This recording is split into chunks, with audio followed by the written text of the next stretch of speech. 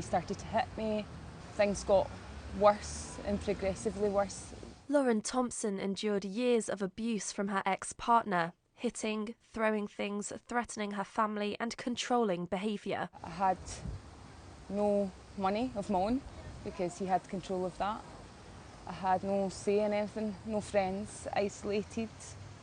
And the severity of things just really got tough for me, like to speak up or to say anything. Like, you just had me brainwashed really, and I didn't see a way out.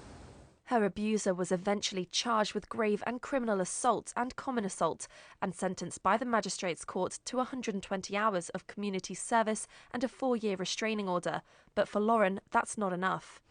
People like that don't deserve just to get community service and then they go and do it to the next person. I think that it should be took more seriously because that could have been my life. It was almost my life several times.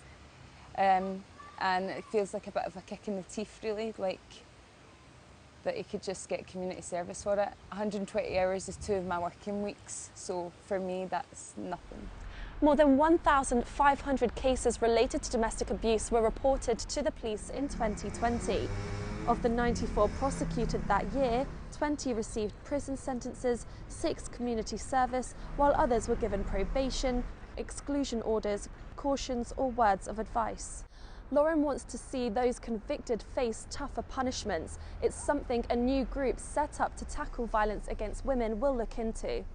I find those figures alarming, and I think our justice system, where crimes do occur, our justice system should hold people to account. And I know that the task force will be looking at this area, and I will be interested to hear what outcomes they suggest and what actions we can take as a society to improve that. For those working with offenders, it's not just about punishment, but about changing thinking and behaviour. A new programme was launched last year to challenge their actions and prevent abuse. The probation service says more than a third of the people it works with are at risk of committing domestic abuse. We'll work with men, and it's usually men at the moment who we get, on what their triggers to abusive behaviour might be. So all the time we're trying to promote insight and reflection and a better understanding about how perpetrators behave. Lauren hopes stronger sentences will be brought in future so others like her can feel safe and that justice has been served. So I get triggered very easily, like the slightest touch of somebody or a look or even the smell of like certain alcohols, things like that.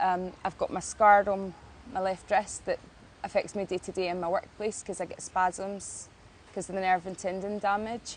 So it's just constant reminders that I'm not the same. I can't go out without looking behind my shoulder constantly.